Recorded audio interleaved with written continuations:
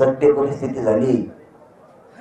फडणवीस साहेब, तुम्हाला वाटत असं खड्डा भरून निघायचा नाही, मग ऐका, मी एक जबाबदार 6-7 कोटी मराठ्यांचा मुलगा म्हणून तुम्हाला सांगतो, भरू शकत नाही।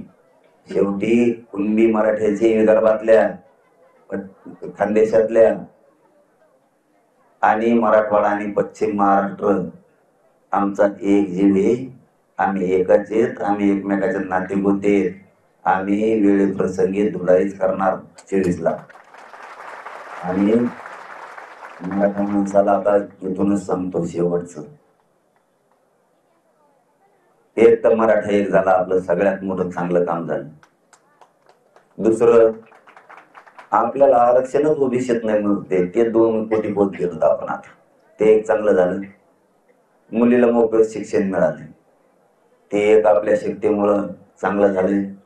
खूप पोर अधिकारी झाले, रोज 7-8 जण आहेत, ते एक लय चांगलं झालं। आपले आरक्षणामुळे जात आता हळूहळू पुढे चालली। पण कोणत्या नेत्याला द्यायचं नाही, ही एक माझा 4था मोलाचा सल्ला पहिला दिलेला आहे। तुमच्या लेकराशी तुम्ही धोका करू नका, तुमच्या पोरीशी तुम्ही धोका करू नका। आरक्षण देऊन तिला मोठं करा, नेत्याला त्याच्या पोराला आता मोठं करून तुमच्या लेकीचं वाटोळ करू नका।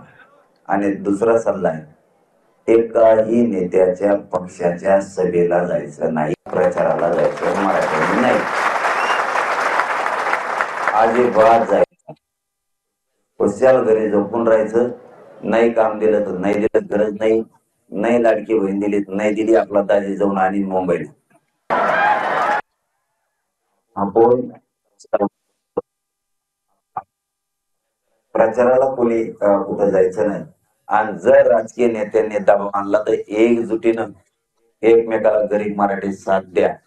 आणि त्याच्यापेक्षा जर जास्त आलं तर जरी त्याच्या संगे येणले तर माग जसं केलं मराठीने लोकसभेला, नुसती व्यासपीठावर गर्दी आणि मतदानाला कोणीच नाही, तसं लईच दबाव आणला एखाद्या नेत्याने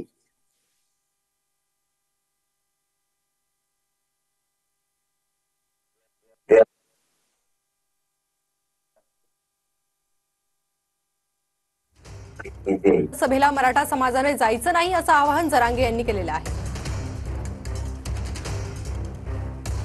तर नेत्यांच्या सभेला मराठा समाजाने जायचं नाही असं जरांगे म्हणाले।